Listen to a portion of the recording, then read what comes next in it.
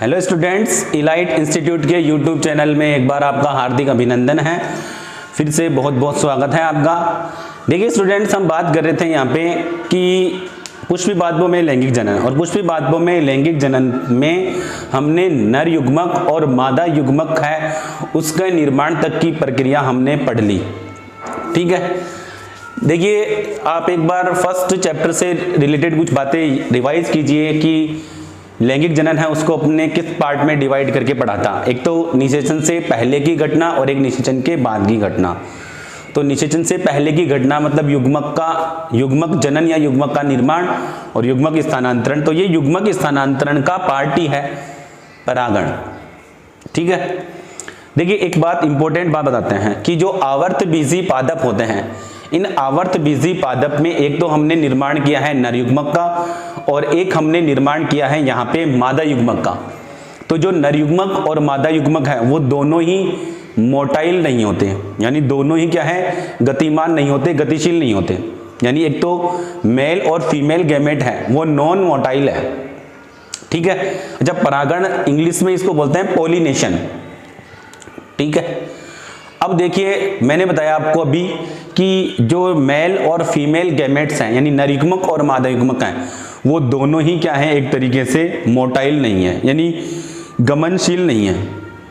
तो फिर क्या हो, तो यहाँ पर अब लैंगिक जनन के अंदर क्या है कि नर युग्मक को मादा युग्मक तक पहुंचना है, तो उसके लिए एक प्रोसेस होती है और उस प्रोसेस को नाम दिया गया है यहाँ पे क्या, पोलिनेशन। ठीक है, तो डेफिनेशन क्या होती है हमारे पास पोलिनेशन या परागकण की, कि पराग कणों का परागकोश से मुक्त होकर वर्तिकाग्र पर स्थानांतरण की प्रक्रिया को क्या बोलते हैं, परागण। ठीक है, देखिए परागकण अलग चीज है और परागण अलग है। पोलन ग्रेन अलग होता है और पोलिनेशन, क्योंकि परागण तो एक प्रोसेस है, प्रक्रिया है, जबकि परागकण एक सेल को रिप्रेजेंट कर रहा है जिसमें क्या होता है, युग्मक होता है, मेल गैमेट होता है। ठीक है, तो देखो डेफिनेशन मैंने क्या बताई है उससे रिलेटेड बात करेंगे हम। डेफिनेशन में हम बात करें परागण की, तो परागण में हमने बात की यहां पर पराग कणों का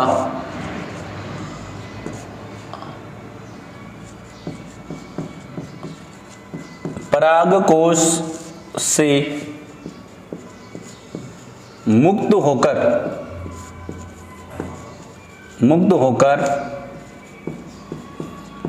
पराग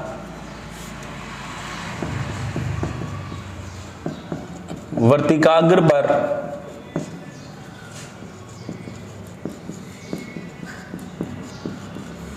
स्थानांतरण की प्रक्रिया को क्या कहते हैं, प्रक्रिया को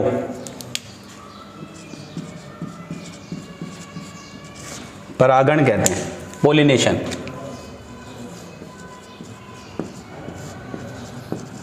देखिए एक बार वापस बताता हूं, यहाँ पे परागण की प्रक्रिया की आवश्यकता क्यों हुई, क्योंकि दोनों ही यानी मेल और फीमेल गैमेट यानी नर युग्मक और मादा युग्मक जो है कि वो क्या है, यानी गमनशील नहीं है, अचल है। ठीक है, इसकी आवश्यकता क्यों हुई भाई, इसकी आवश्यकता क्यों है,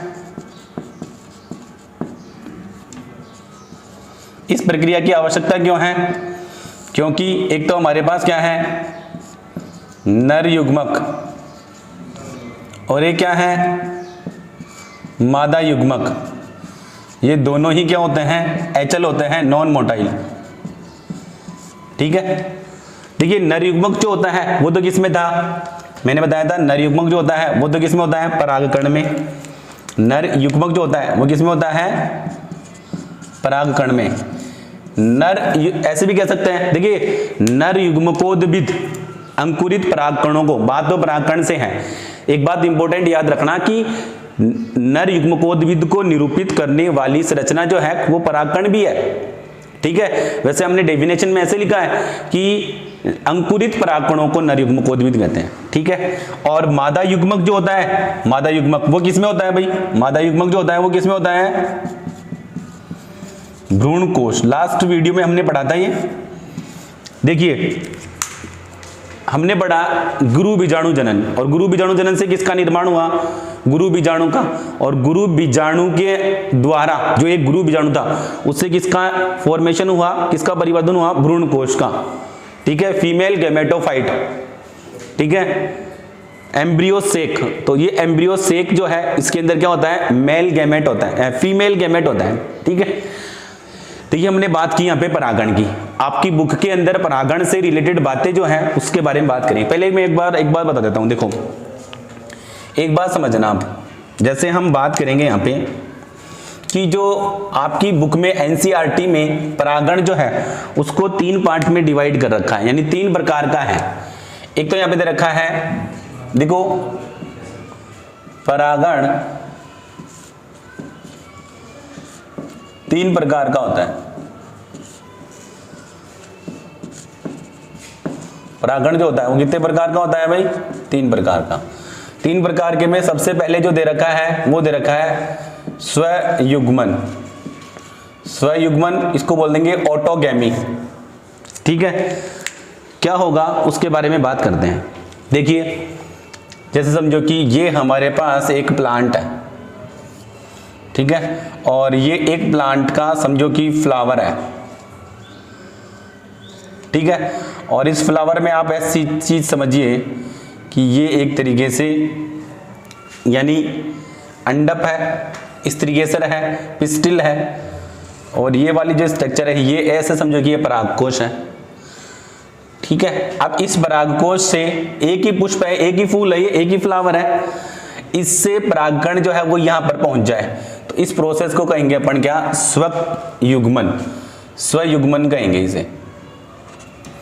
ठीक है, तो ये स्वयुग्मन क्या है उससे रिलेटेड बात समझ में आनी चाहिए आपको, स्वयुग्मन क्या होता है।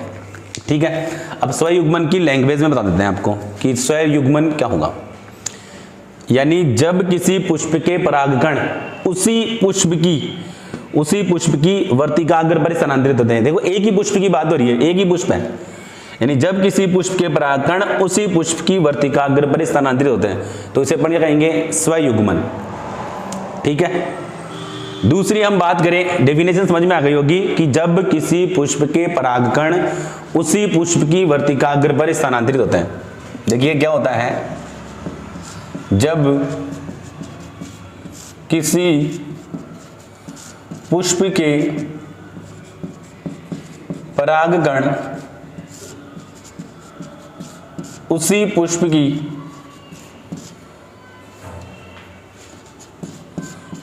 की वर्तिकाग्र पर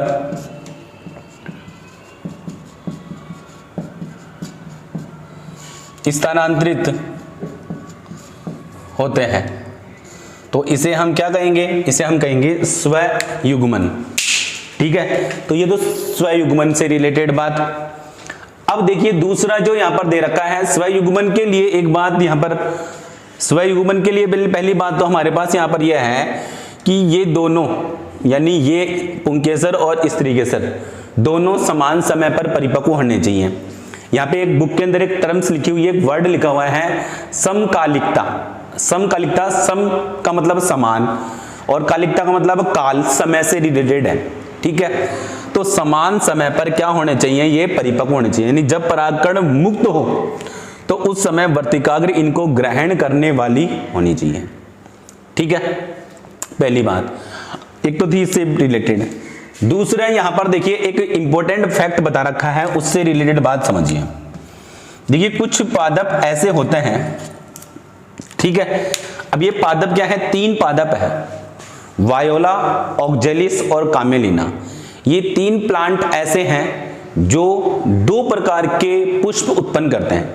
ये जो पादप ऐसे हैं जो 2 प्रकार के पुष्प उत्पन्न करते हैं। 2 प्रकार के पुष्प का मतलब क्या है वो बताते हैं। एक तो होता है उन्मिल और एक होता है अनुन्मिल। ठीक है, तो देखिए बात यहां पर है, देखिए मैंने बताया कि प्लांट के नाम लिख रहा हूं मैं। एक तो मैंने बताया वायोला, एक मैंने बताया ऑक्जेलिस, एक है कामेलिना। ये तीनों प्लांट ऐसे हैं जो 2 प्रकार के पुष्प उत्पन्न करते हैं। इसके लिए लाइन समझ में आनी चाहिए। तीनों प्लांट के लिए, ये तीनों प्लांट ऐसे हैं जो क्या काम करते हैं, दो प्रकार के पुष्प उत्पन्न करते हैं। दो प्रकार के पुष्प का मतलब क्या है वो बताते हैं। देखिए दो प्रकार के पुष्प हैं, अब वो दो प्रकार के पुष्प कौन कौन से हुए उससे रिलेटेड बात करेंगे। एक तो मैंने बताया है, एक तो होता है उन्मिल पुष्प, ठीक है, और एक होता है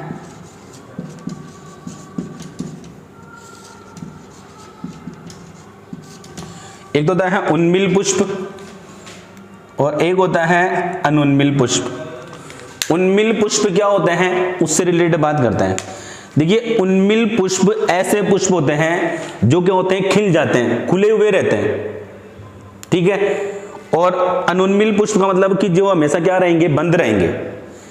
इनको तो कहेंगे अनावर्त और इनको कहेंगे क्या, आवर्त। आवर्त का मतलब ढका हुआ, ठीक है, ध्यान रखना। यानी जो उन्मिल पुष्प है, उन्मिल पुष्प जो होंगे, उन्मिल पुष्प वो तो क्या होते हैं, खुले रहते हैं, ठीक है। और ये जो पुष्प होते हैं वो क्या होते हैं, सदैव बंद होते हैं, बंद। और आपकी बुक में लिखा हुआ है आवर्त,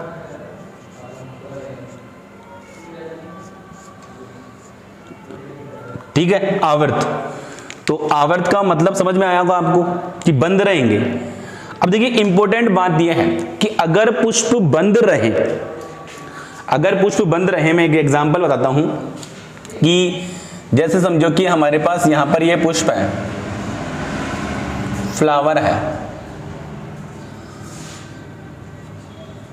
और ये फ्लावर का एक एग्जांपल ले लेते हैं अपन। ये एक तरीके से किसको रिप्रेजेंट कर रहा है, स्त्री केसर को, और ये पुंकेसर को, ठीक है। और ये इसके अंदर पुष्पासन हो गया, और यहां पर जो ये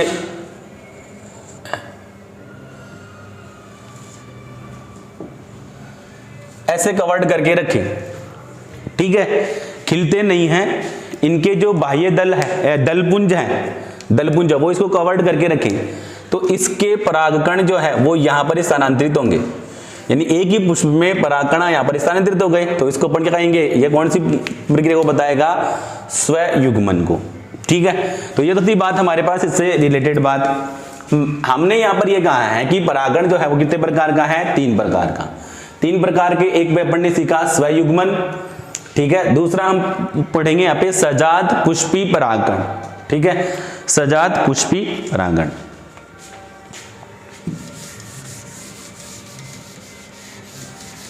नेक्स्ट जो दूसरा है वो समझिए। दूसरा जो हम पढ़ेंगे यहां पे बता देते हैं,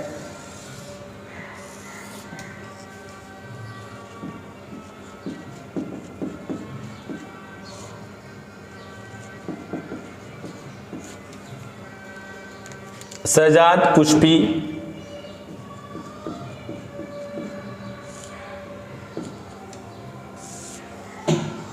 देखिए पहले एक डायग्राम से समझिए आप। समझो कि ये एक कोई प्लांट है, और प्लांट में यहां पर मैंने बता दिया कि समझो कि यहां पर ये एक फ्लावर है, और एक फ्लावर यहां पे बता दो, ठीक है। और यहां पर ये समझिए आप, ये किसको बता रहा है, पिस्टिल को, स्त्री केसर को बता रहा है। और यहां से समझो कि ये ऐसे स्ट्रक्चर है, तो यहां से ये परागकण है वो यहां पर आ गए। प्लांट सेम है, प्लांट एक ही है, लेकिन पुष्प क्या हो गई, अलग अलग। यानी जब किसी पुष्प के परागकण उसी पौधे के दूसरे पुष्प की वर्तिकाग्र पर स्थानांतरित होते हैं, तो उसे क्या कहेंगे, सजात पुष्पी परागकण। जब किसी पुष्प के परागकण उसी पौधे के दूसरे पुष्प की वर्तिकाग्र पर, एक पुष्प के परागकण है वो उसी पौधे के दूसरे पुष्प की वर्तिकाग्र पर स्थानांतरित होते हैं, तो इसे हम क्या कहेंगे, सजात पुष्पी परागण, ठीक है। तो ये डेफिनेशन समझ में आ गई होगी, बताता हूं मैं आपको। देखिए क्या बताया गया है वो समझो। देखो जब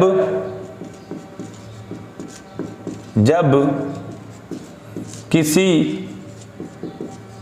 पुष्प के परागकण उसी पौधे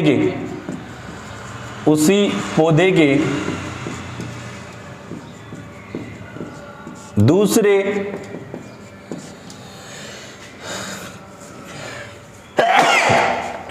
सॉरी स्टूडेंट्स, उसी पौधे के दूसरे पुष्प की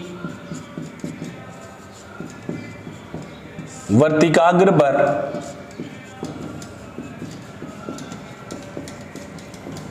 स्थानांतरित होते हैं। तो इसे हम क्या कहेंगे? इसे हम कहेंगे सजात पुष्पी परागण। ठीक है, देखिए एक बात बताता हूं, इंपॉर्टेंट बात यह है, अगर एनसीईआरटी की बात करें तो परागण जो है उसको 3 पार्ट में डिवाइड किया है, जबकि राजस्थान बोर्ड की बात करें हम तो उसमें परागण जो है वो 2 प्रकार का बता रखता है, एक तो स्वयं परागण और एक क्या है? पर परागण। तो ये स्वयुग्मन और सजात पुष्पी परागण जो है वो स्वयं परागण हुआ एक प्रकार का। ठीक है, और ये स्वयं परागण है उसका प्लांट के अंदर, यानी ये जो है ये दोनों प्रक्रियाएं संपन्न हो, इसके लिए पादप में कौन कौन से अनुकूलन पाए जाते हैं उससे रिलेटेड बात करेंगे हम। इसका एक बार स्क्रीनशॉट ले लीजिए, फिर आगे बढ़ते हैं।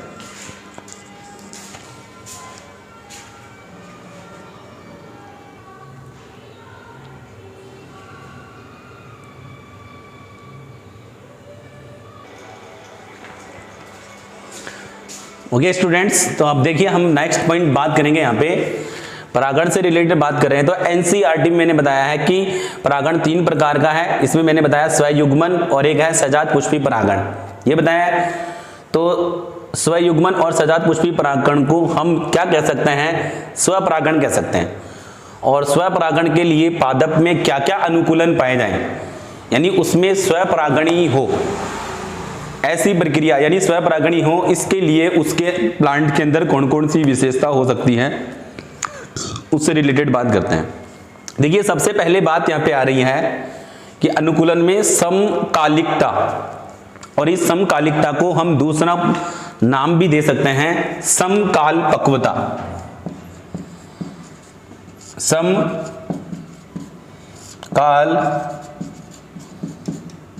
पक्वता, देखिए समकालिकता या समकाल पक्वता का मतलब क्या है कि पुंकेसर और स्त्रीकेसर है जो समान समय पर परिपक्व हो, तो उसे नाम दिया गया है यहाँ पे क्या? समकालिकता। उभयलिंगिता का मतलब समझते ही हो, बाइसेक्सुअल। ठीक है, यानी इसमें नर जनन भाग और मादा जनन भाग दोनों ही क्या है? एक ही पुष्प में उपस्थित हो। ठीक है, और तीसरा यहाँ पे रखा है अनुन्मील्यता। अनुन्मील्यता किसे कहा गया है? कि ऐसे पुष्प जो कभी भी क्या है? खुले नहीं, बंद रहे। देखो अगर पुष्प बंद रहेंगे और वो उभयलिंगी भी है, बंद रहे और क्या है? उभयलिंगी है। अगर बंद रहेंगे और उभयलिंगी है तो उसमें अधिकतर संभावना कौन सी होगी? स्वयुग्मन की। तो उसको अपन क्या बोल रहे हैं? स्वपरागण। देखिए अगर एक लिंगी होगा तो सीधी सी बात है, और बंद रहेंगे तो उसमें निषेचन की क्रिया ही संपन्न नहीं होगी, परागण की क्रिया ही संपन्न नहीं होगी। ठीक है, वर्तिकाग्र पर पहुंचेगा ही नहीं, तो समझ में आना चाहिए। ठीक है, तो ये तो दी बात हमारे पास क्या है? समकाल पक्वता का मतलब क्या है कि समान समय पर परिपक्व होंगे तो परागकण जो है वो वर्तिकाग्र पर आसानी से ग्रहण कर लिए जाएंगे। तो समकाल पक्वता के साथ साथ यहाँ पर ये कंडीशन भी जरूरी है। दूसरा ये बता रखा है उभयलिंगिता। उभयलिंगिता का मतलब समझ में आएगी, अगर उभयलिंगी पुष्पों में ही, सीधी सी बात, उभयलिंगी पुष्पों में ही स्वपरागण होगा। पहली कंडीशन तो ये है जरूरी। ठीक है, और एक दूसरी बात यहाँ पर क्या है कि अगर वो क्या होंगे? अगर वो क्या हो? अनुन्मिल हो, यानी खुले नहीं, कभी भी बंद ही हो, तो बंद होंगे तो उसमें कौन सा प्रक्रिया होगी? स्वयुग्मन। तो ये तो थी बात परागण से रिलेटेड। हमने एक तो स्वयुग्मन और एक हमने पढ़ा यहाँ पे सजात पुष्पी परागण। तीसरा हम बात करते हैं यहाँ पे जो पॉइंट हमारे पास है उसको हम कहेंगे पर निषेचन।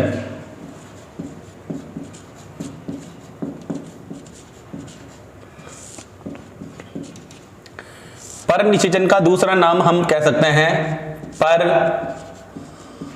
परागण भी कह सकते हैं। पर परागण, क्रॉस पोलिनेशन। क्रॉस पोलिनेशन का मतलब क्या होगा कि जब किसी पुष्प के परागकण उसी जाति के दूसरे पौधे की पुष्प की वर्तिकाग्र पर स्थानांतरित हो, तो उसे हम क्या कहेंगे, पर निषेचन या पर परागण। देखिए प्लांट जो है वो सेम जाति के होने चाहिए, लेकिन वो अलग अलग हो। ठीक है, एक प्लांट तो यहाँ पर स्थित हो, एक दूसरा प्लांट यहाँ पे हो, यहाँ के परागकण है वो उसकी पुष्प की वर्तिकाग्र पर चले जाएं, इस प्लांट के परागकण जो है उस पुष्प की वर्तिकाग्र पर आ जाए। ठीक है, तो इसे हम क्या कहेंगे, पर निषेचन या पर परागण। तो डेफिनेशन क्या हो गई हमारे पास, यानी जब किसी पुष्प के परागकण उसी जाति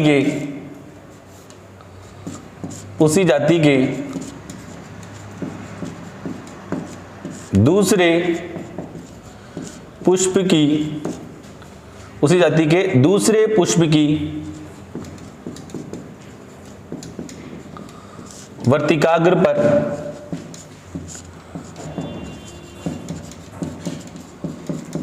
स्थानांतरित होते हैं, तो इसे क्या कहेंगे हम, इसे पर निषेचन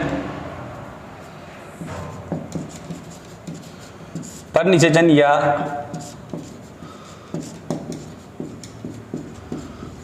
पर परागण कहते हैं।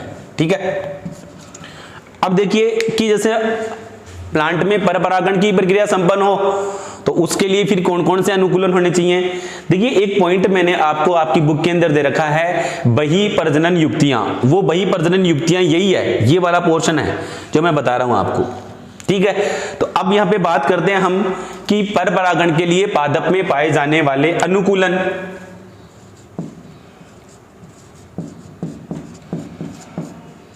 पर परागण के लिए अनुकूलन, तो पर परागण के लिए अनुकूलन देखो यहां से चेंज करते जाओ। समकाल पक्वता, पहले सबसे पहले यहां पे ये वाला ले लो, उभयलिंगिता। अगर एक लिंगी प्लांट होगा तो सीधी सी बात है उसके अंदर कौन सी प्रक्रिया, भाई एक लिंगी प्लांट है, एक लिंगिता। अगर एक लिंगी पादप है तो सीधी सी बात उसमें अधिकतर संभावना कौन सी होगी, स्वपरागण की संभावना तो होगी नहीं, कौन सी होगी, पर परागण या पर निषेचन की। ठीक है, एक लिंगिता हो गया। ठीक है, दूसरा हम बात करेंगे यहाँ पे एक लिंगिता के बाद में दूसरी रिलेटेड बात करते हैं। देखिए मैंने कहा है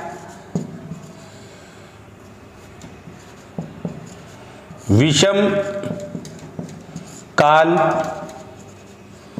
पक्वता। देखिए विषम काल पक्वता, यहां से देखिए समकालिकता या समकाल पक्वता, समान समय पर स्त्रीकेसर और पुंकेसर है वो समान समय पर परिपक्व हो।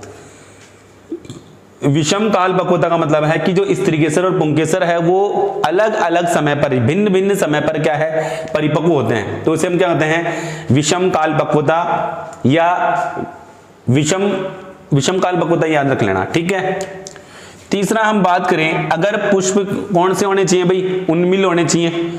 अनुन्मिल होंगे तो सीधी सी बात है स्वपरागण होगा। ठीक है, पुष्प कैसे होने चाहिए, उन्मिल पुष्प होने चाहिए। उन्मिल का मतलब है कि हमेशा क्या होने चाहिए, भाई खुले हुए होने चाहिए। ठीक है, नेक्स्ट यहाँ पे एक बात बता रखी है, एक क्रियात्मक अवरोध है जिसको बोलते हैं हर्कोगेमी। तो हर्कोगेमी क्या होता है उससे रिलेटेड बात करते हैं।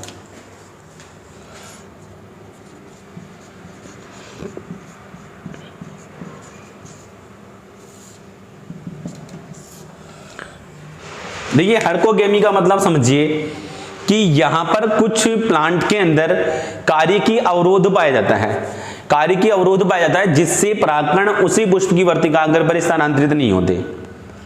ठीक है, तो यहां पर दे रखा है एक कलिहारी पादप है। कलिहारी पादप में जो परागकोश का स्फुटन तेजी से होता है, बहुत तेजी से, जिससे परागकण उसी पुष्प की वर्तिकाग्र पर ना जाकर कहां पर दूर जाते हैं। तो इससे कौन सी प्रक्रिया कहेंगे अपन, हर्कोगेमी। हर्कोगेमी का मतलब समझ आया कि परागकोश का स्फुटन, कलिहारी पादप में परागकोश का स्फुटन इतनी तेजी से होता है जिससे परागकण जो है वो उसी पुष्प की वर्तिकाग्र पर स्थानांतरित नहीं होते, किसी दूसरे पुष्प की वर्तिकाग्र पर स्थानांतरित हो सकते हैं। तो इसको कहेंगे अपन क्या, हर्गोगेमी। एक यहां पे दे रखा है, लास्ट पॉइंट है, उसको बोलते हैं विषम वर्तिकात्मी।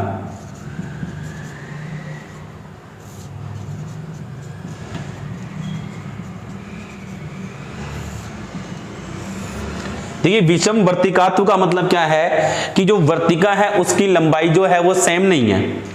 देखिए यहां पर क्या है कि एक प्लांट है प्रीमूला, इसका एग्जांपल याद रखना, प्रीमूला प्लांट है, और इस प्रीमूला प्लांट के अंदर क्या होता है कि पुष्प जो होते हैं ना वो दो प्रकार के बनते हैं। यहां पर भी एक में तो क्या होगा कि जो ये वर्तिका जो होती है ना इसकी लंबाई क्या होती है, बहुत ज्यादा होती है, और ये जो पुंकेसर है वो क्या है, कम है। दूसरा हमारे पास प्लांट ऐसा है, दूसरा हमारे पास प्लांट क्या है भाई,